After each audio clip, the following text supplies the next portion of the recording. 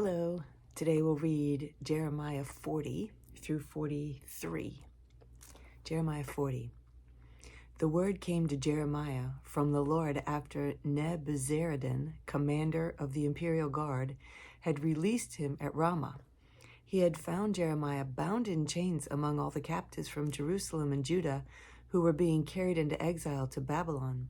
When the commander of the guard found Jeremiah, he said to him, "The Lord your God decreed this disaster for this place, and now the Lord has brought it about. He has done just as you said he would. All this happened because you people sinned against the Lord and did not obey him. But today I am freeing you from the chains on your wrists.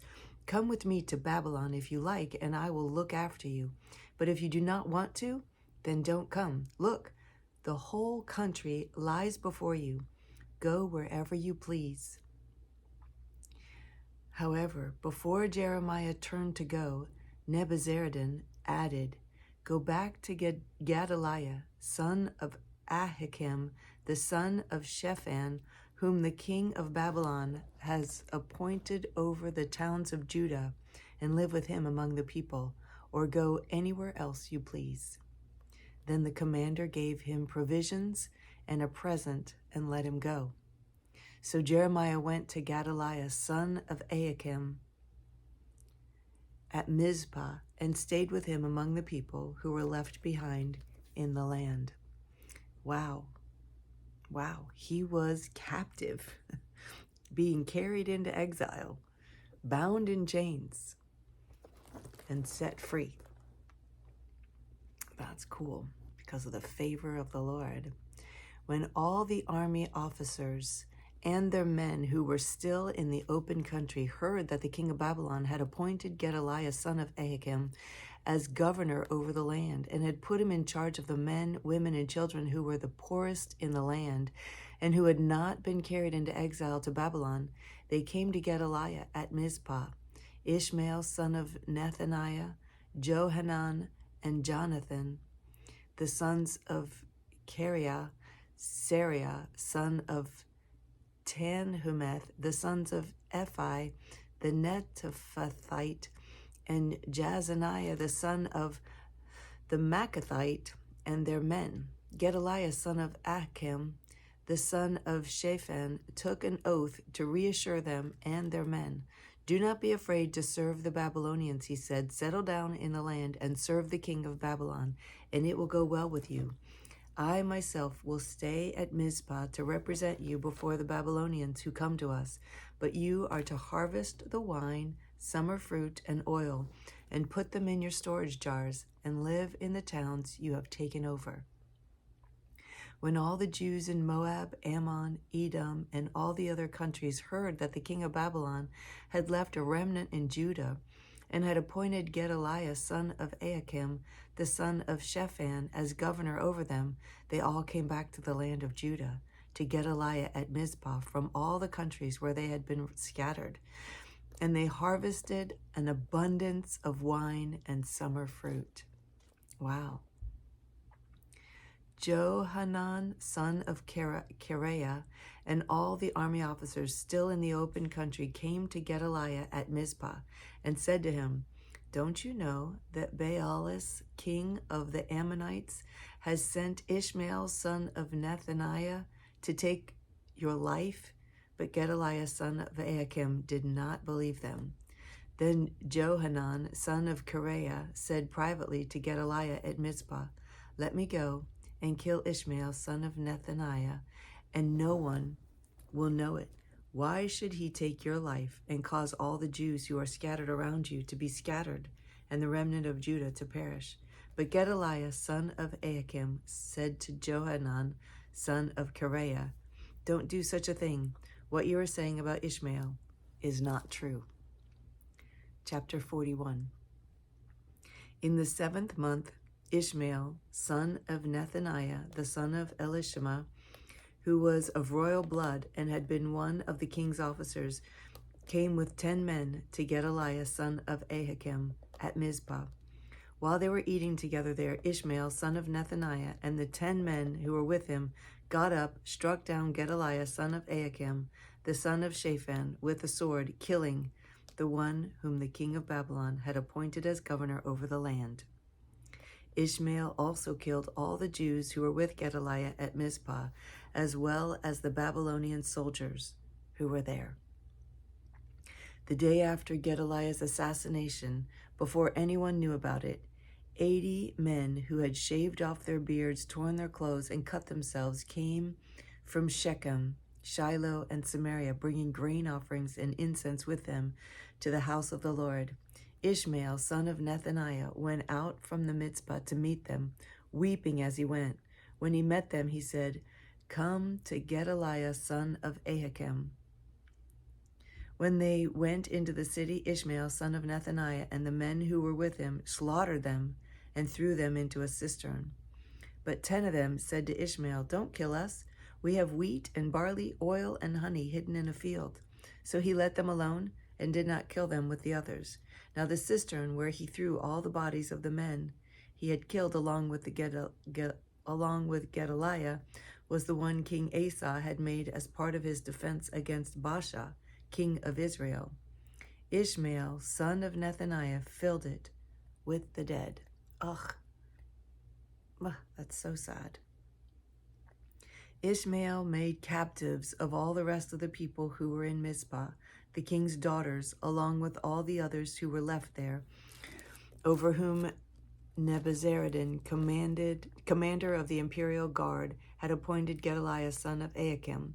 Ishmael, son of Nethaniah, took them captives and set out to cross over to the Ammonites.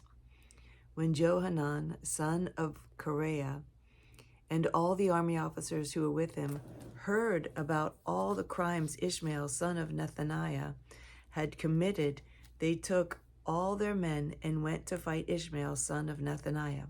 They caught up with him near the great pool of Gibeon. When all the people Ishmael had with him saw Johanan, son of Kareah, and the army officers who were with him, they were glad. All the people Ishmael had taken captive at Mizpah turned and went over to Johanan, son of Kareah. But Ishmael, son of Nethaniah, and 8 of his men escaped from Johanan and fled to the Ammonites. Then Johanan, son of Kareah, and all the army officers who were with him led away all the survivors from Mizpah who had recovered from Ishmael, son of Nethaniah, after he had assassinated Gedaliah, son of Ahikam, the soldiers, women, children, and court officials he had brought from Gibeon. And they went on, stopping at Geruth Kimham near Bethlehem on their way to Egypt to escape the Babylonians. They were afraid of them because Ishmael, son of Nethaniah, had killed Gedaliah, son of Ahikam, whom the king of Babylon had appointed as governor over the land. Chapter 42. Then all the army officers, including Johanan, son of Kareah, and Jezaniah, son of Hoshaiah, and all the people from the least to the greatest, approached Jeremiah the prophet and said to him, "Please hear our petition and pray to the Lord your God for this entire remnant. For as you now see, though we were once many, now only a few are left. Pray that the Lord your God will tell us where we should go and what we should do." That's sad right there. It states right there the state of the people, that they felt like they had to go through, they had to go through a priest to hear from God, that they couldn't hear from God themselves, which is sad. It's always a desperate place when a people group feel like they can't go to God anymore, but they have to hear from God through a man.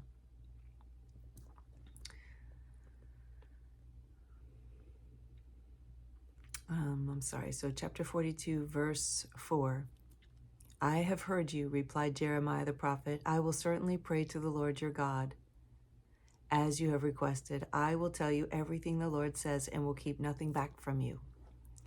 Then they said to Jeremiah, "May the Lord be a true and faithful witness against us if we do not act in accordance with everything the Lord your God sends you to tell us. Whether it's favorable or unfavorable, we will obey the Lord our God, to whom we are sending you, so that it will go well with us, for we will obey the Lord our God." 10 days later, the word of the Lord came to Jeremiah. So he called together Johanan, son of Kareah, and all the army officers who were with him, and all the people from the least to the greatest. He said to them, "This is what the Lord, the God of Israel, to whom you sent me to present your petition, says. If you stay in this land, I will build you up and not tear you down. I will plant you and not uproot you, for I am grieved over the disaster I have inflicted on you. Do not be afraid of the king of Babylon, whom you now fear. Do not be afraid of him, declares the Lord, for I am with you and will save you and deliver you from his hands. I will show you compassion so that you will have compassion. He will have compassion on you and restore you to your land. However, if you say, 'We will not stay in this land,' and so disobey the Lord your God, and if you say, 'No, we will go and live in Egypt, where we will not see war or hear the trumpet or be hungry for bread,' then hear the word of the Lord, O remnant of Judah. This is what the Lord Almighty, the God of Israel, says. If you are determined to go to Egypt, and you do go to settle there, then the sword you fear will overtake you there, and the famine you dread will follow you into Egypt, and there you will die. Indeed, all who are determined to go to Egypt to settle there will die by the sword, famine, and plague. Not one of them will survive or escape the disaster I bring on them. This is what the Lord Almighty, the God of Israel, says. As my anger and wrath have been poured out on those who lived in Jerusalem, so will my wrath be poured out on you when you go to Egypt. You will be an object of cursing and horror, of condemnation and reproach. You will never see this place again. O remnant of Judah, the Lord has told you, do not go to Egypt. Be sure of this. I warn you today that you made a fatal mistake when you sent me to the Lord your God and said, pray to the Lord our God for us. Tell us everything he says, and we will do it. I have told you today, but you still have not obeyed the Lord your God in all he sent me to tell you. So now, be sure of this. You will die by the sword, famine, and plague in the place where you want to go to settle. Wow. Chapter 43. When Jeremiah finished telling the people all the words of the Lord, their God, everything the Lord had sent him to tell them, Azariah, son of Hoshea, and Johanan, son of Kareah, and all the arrogant men said to Jeremiah, you are lying. The Lord our God has not sent you to say, you must not go to Egypt to settle there. But Baruch, son of Neriah, is inciting you against us to hand us over to the Babylonians, so they may kill us or carry us into exile to Babylon. Wow. They asked him, and then they didn't believe him. That's so sad. So Johanan, son of Kareah, and all the army officers and all the people disobeyed the Lord's command to stay in the land of Judah. Instead, Johanan, son of Kareah, and all the army officers led away all the remnant of Judah who had come back to live in the land of Judah from all the nations where they had been scattered. They also led away all the men, women, and children, and the king's daughters, whom Nebuzaradan, commander of the imperial guard, had left with Gedaliah, son of Ahikam, the son of Shaphan, and Jeremiah the prophet, and Baruch, son of Neriah. So they entered Egypt in disobedience to the Lord and went as far as Naphthanes.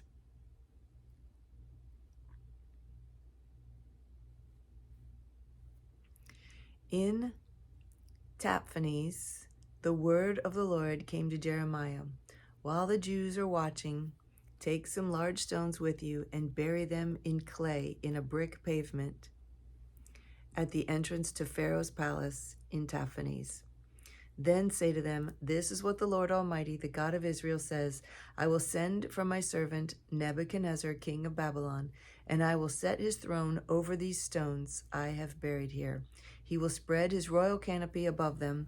He will come and attack Egypt, bringing death to those destined for death, captivity to those destined for captivity, and the sword to those destined for the sword. He will set fire to the temples of the gods of Egypt. He will burn their temples and take their gods captive. As a shepherd wraps his garment around him, so will he wrap Egypt around himself and depart from there unscathed. There in the temple of the sun in Egypt, he will demolish the sacred pillars and will burn down the temples of the gods of Egypt. Wow, that's rough. They asked for the word of the Lord, and they said they'd obey, and then they didn't believe him. I don't know, everybody's looking for a good word. And so are we. So are we. But we need to pray and obey. Pray and obey. Pray and hear the voice of the Lord and obey. And all is well. And all is well. All right. See you tomorrow.